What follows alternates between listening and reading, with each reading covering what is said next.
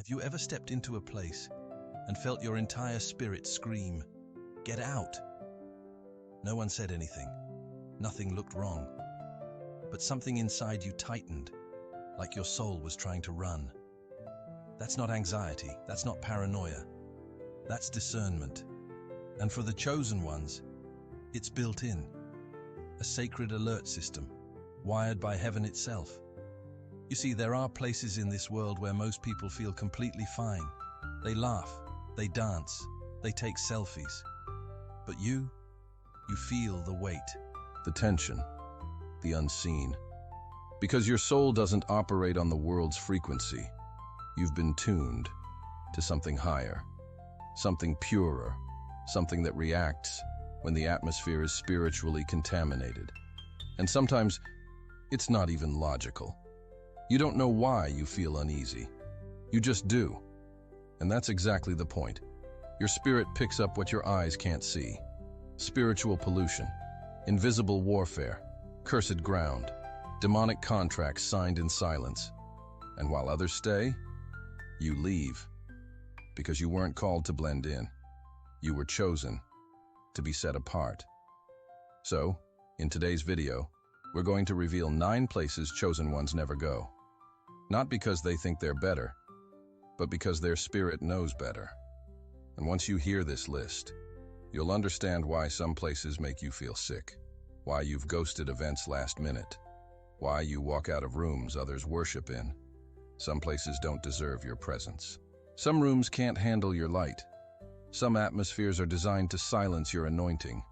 And this video will show you where not to go if you want to keep your soul alive. So before we begin, do this one thing. Hit the like button, because this message is spiritual warfare, and it needs to spread. Subscribe if you haven't yet, because more revelations like this are coming. And comment 99 below if your spirit has ever felt disturbed in a place for no logical reason. Why 99? Because sometimes God gives you 99 warnings before the 100th one breaks you. Don't ignore your discernment. It's not just a feeling, it's protection. Let's begin. 1. Places of idolatry and false worship. There are places that look sacred, but aren't. Rooms filled with candles, chants, rituals, or even stadiums vibrating with energy. To the world, it feels powerful. To the chosen one, it feels wrong. Because it's not about how spiritual a place looks, it's about what spirit rules it. Chosen ones are allergic to counterfeit thrones. They can feel when a space exalts image over truth, ego over essence, or man over God. It doesn't matter if it's a church, a temple, a self-help retreat, or even a concert stage. If something else is sitting on the throne, their soul won't sit still.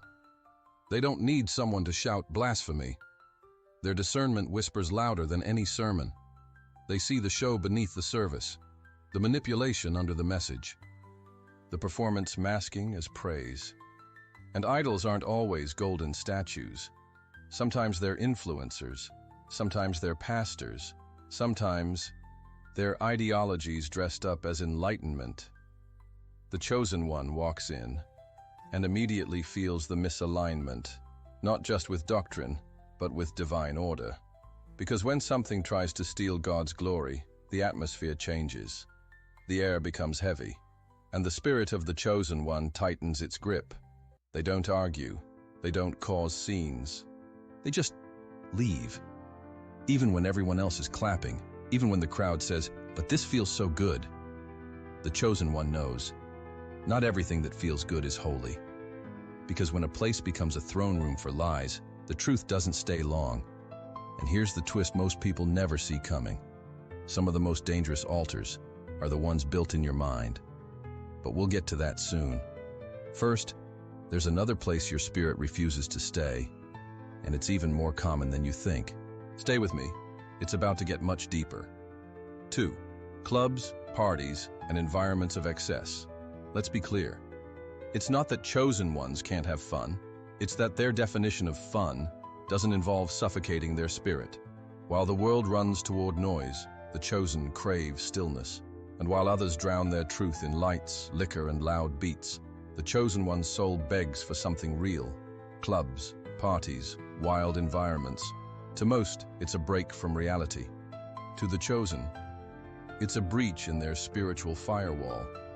Because every sound carries a frequency. Every crowd creates a vibration.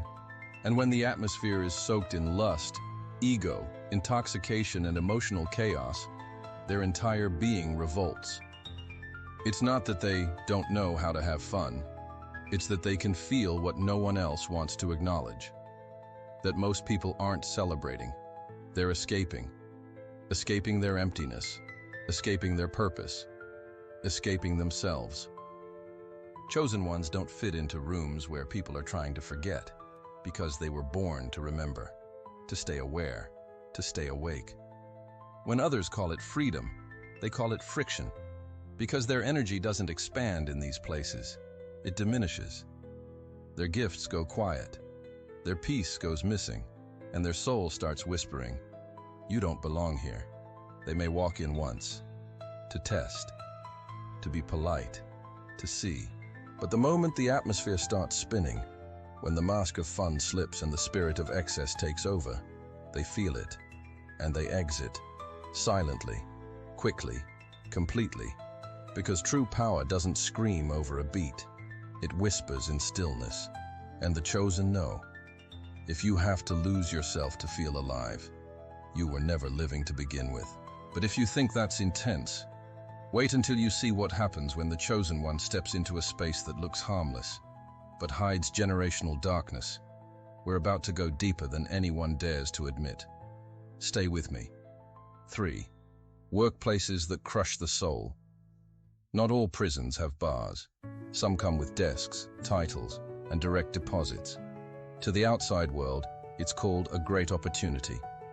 To a chosen one, it's a spiritual trap disguised as success. Because when the environment starts to corrode your character, when your soul has to shrink just to clock in, the paycheck becomes poison. Chosen ones can sense it early, long before the burnout, long before the breakdown, long before the "why am I still here" screams in their chest at 3 a.m.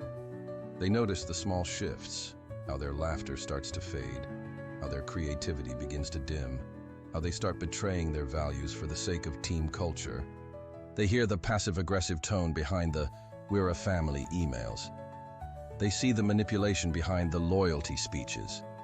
They watch leaders preach integrity, then reward betrayal, gossip, and control. And something inside them whispers, "This is not where your purpose can grow." Chosen ones don't just quit jobs, they escape spiritual contracts. Because some workplaces don't just drain energy, they steal identity. They want your gift, but not your truth. They want your labor, but not your light. And they'll dress up dysfunction as ambition, just to keep you spiritually numb. But here's what makes a chosen one different. They would rather struggle in divine alignment than thrive in spiritual compromise. Even when friends don't get it. Even when family calls them irresponsible. Even when fear says, "You'll regret this." They walk away, because no salary is worth your soul. And what happens next? Provision shows up in the wilderness. Doors open where walls once stood, because heaven funds what it assigns. But let me ask you something. What if your most cursed assignment isn't your job, but the space you keep going back to out of politeness? Because the next place on this list is where evil hides in plain sight. And most people never realize they're walking into it until it's far too late. Keep watching. 4. Homes with heavy spiritual residue. Have you ever stepped into someone's home and instantly felt suffocated? No argument, no mess, just a presence, thick, invisible, inescapable, like the walls were watching you, like the air itself was rejecting your peace. Chosen ones feel that, every time.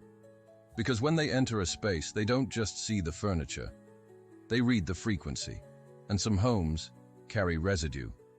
Not dust, not dirt, but trauma, bitterness, witchcraft, secrets soaked into the carpets. curses hanging in the corners like forgotten cobwebs. You see, emotions don't disappear. Pain echoes, darkness lingers, and when unhealed souls live in a place long enough, that energy becomes the furniture no one talks about. The chosen one walks in and instantly knows. Something happened here. Arguments that never healed, betrayals that still whisper, spirits that were welcomed and never left. And even if the host is smiling, offering food, being kind, their soul is screaming, "Get out." Because peace has a frequency. And this place? It's tuned to torment. The couch might be comfortable, the lighting might be soft, but the atmosphere? It's haunted. Not always by ghosts, but by agreements made in secret, by generations of wounds never confronted, by portals opened through rituals no one wants to talk about.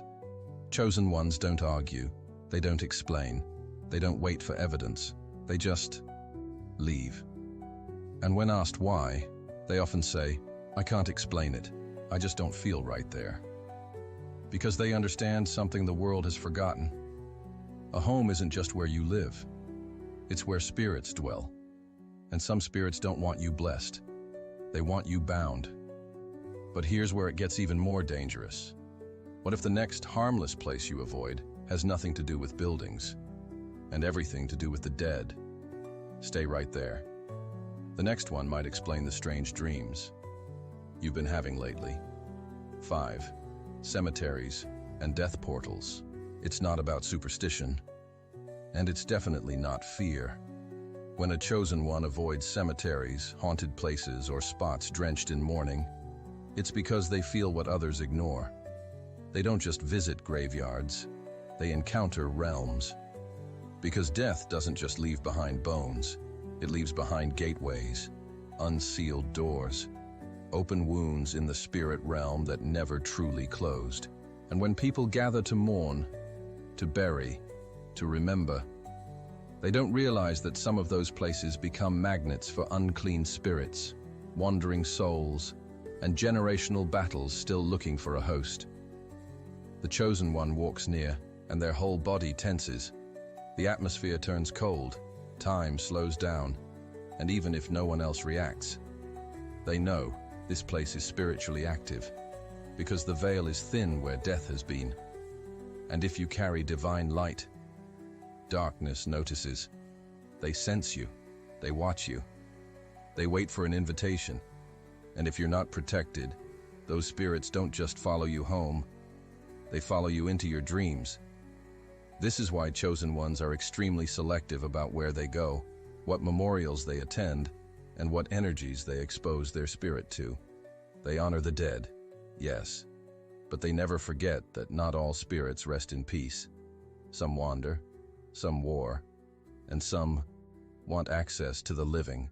So when the chosen one feels that invisible pull, that weight in the chest, that overwhelming desire to walk away from that grave, that monument, that haunted place, they obey, because they know their light is powerful, but it's not meant to shine everywhere.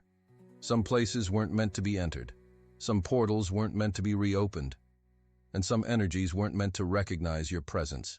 But if this already feels intense, wait until you realize the next place chosen ones avoid isn't just overwhelming, it's spiritually paralyzing. And yet, almost everyone walks straight into it, without ever questioning why they feel spiritually drained afterward. Keep watching. This next one hits closer than you think. 6. Crowded shopping centers and malls. It sounds harmless. Just a quick trip to the mall. A little shopping, some background music, a crowd of strangers moving about. Nothing spiritual, right? Wrong. To most, it's just convenience. But to the chosen ones, it's an ambush of frequencies. The moment they walk through those glass doors, something shifts. Their peace starts to flicker. Their thoughts become cloudy. And suddenly, they're surrounded by more than people. They're surrounded by energy. Every shopper carries something. Anxiety, lust, envy, depression. And in places like malls, those spirits don't just walk, they collide.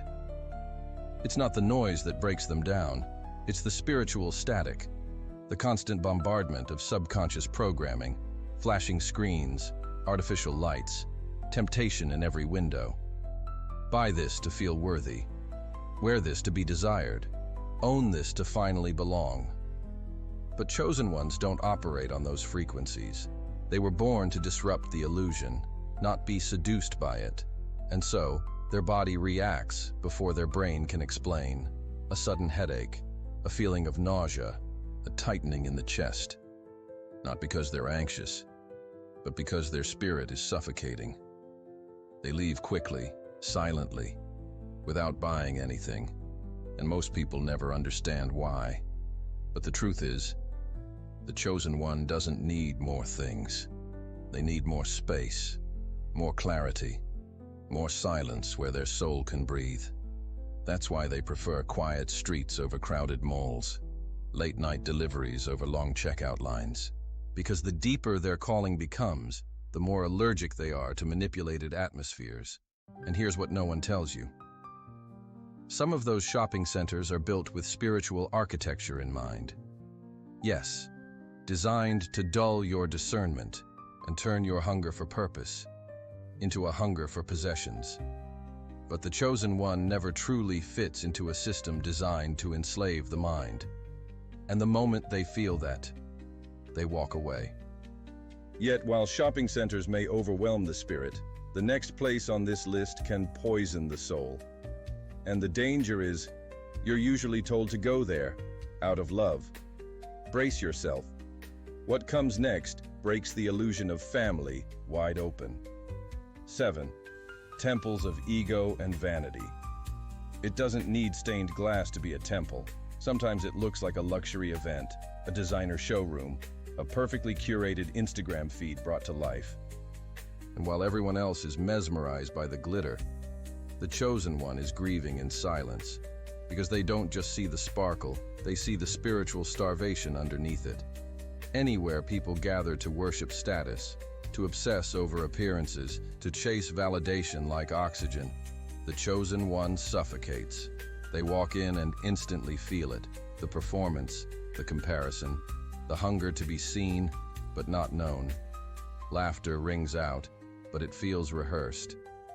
Compliments fly, but they're hollow. Selfies flash, but behind every smile is a silent scream. Please believe I'm enough. To the world, it looks like success, but to a chosen one, it feels like a masquerade of insecurity. Because when a place turns ego into God, humility becomes an insult. When wealth is worshipped, wisdom is ignored. And when image is everything, truth gets buried. The chosen one can't stay in those places. They don't fit, not because they're antisocial, but because authenticity has become their survival instinct. They crave depth. They crave purpose. They crave the kind of realness that strips the soul bare and still says, "You are worthy." So when they step into rooms where everything is polished, but nothing is pure, they feel like a ghost among mannequins. And eventually, they walk out, even when the room is full, even when they're being praised, because they know you can't pour living water into cups already full of self. But here's the twist no one sees coming. Some of the most dangerous ego temples aren't out there in the world. They're built in the minds of those closest to you. The next place? It's the most sacred of all. And yet, it's the one where betrayal cuts the deepest. You're going to want to hear this. 8. Family gatherings that feel cursed. Yes, even family, especially family, because blood doesn't always mean safety. And not every gathering is truly a celebration. Sometimes it's a spiritual battlefield dressed as a holiday dinner. Chosen ones walk into these rooms and feel the air shift. Smiles look strained. Hugs feel hollow. Conversations drip with subtle judgment. But the real attacks, they're silent, invisible, strategic. Gossip disguised as concern. Backhanded compliments camouflaged as jokes. Old wounds resurfacing without a single word being said. And while everyone else laughs and toasts, the chosen one's spirit starts burning. Because they feel the ancestral pain still floating in the room. unforgiveness passed down like heirlooms, unspoken resentments passed off as tradition, jealousy hiding behind every forced smile. These gatherings aren't always cursed by spells, but by patterns. Generational patterns that no one has dared to break until you showed up. And that's why your presence triggers them. Not because you said anything wrong, but because your peace exposes their chaos. Your authenticity confronts their masks. Your healing threatens their dysfunction. You become the mirror they don't want to look into, the proof that freedom is possible, and the reminder that they chose bondage.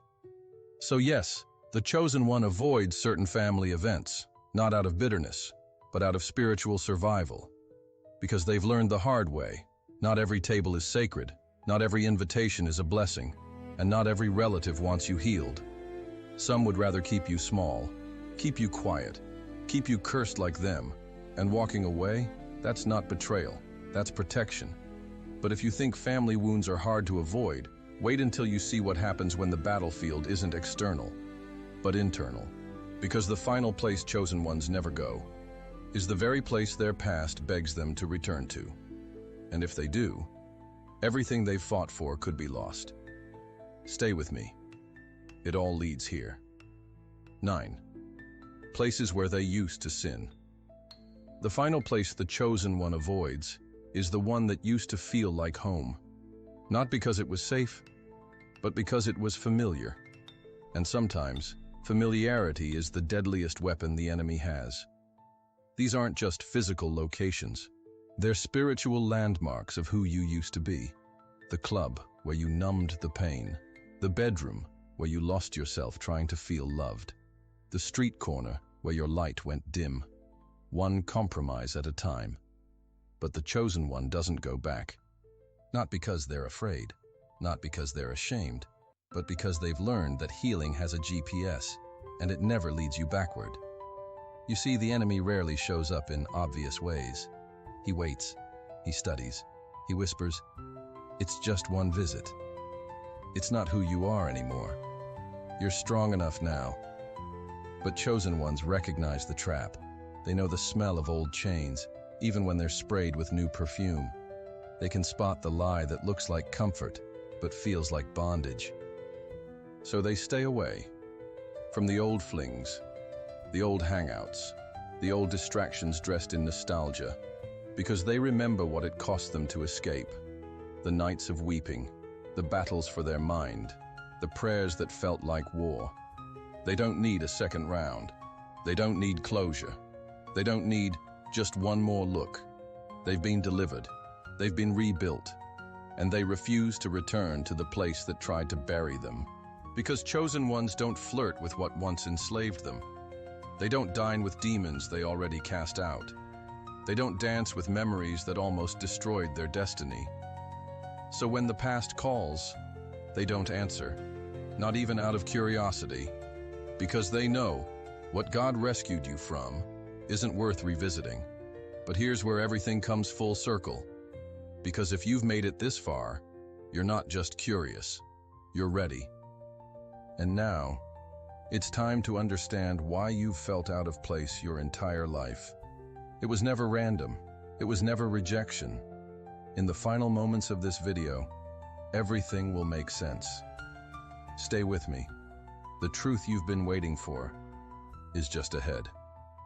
You are not paranoid. You are not antisocial. You are not being dramatic. You are discerning. While others walk blindly into traps, you feel the vibration before the fall. While they ask, "Why are you so sensitive?" you already know the room is spiritually contaminated. You were never meant to blend in. You were designed to detect what others deny. That feeling in your chest, that tension in your gut, it's not weakness. It's divine technology. Heaven-coded intuition, built to protect your calling. Because some doors are disguised as opportunities, but lead straight to bondage. Some rooms offer applause, but demand your soul as payment. And some atmospheres, they look beautiful, but are filled with the scent of spiritual death. That's why your spirit resists. Not because you're judging, but because you're marked. marked for something greater, something sacred.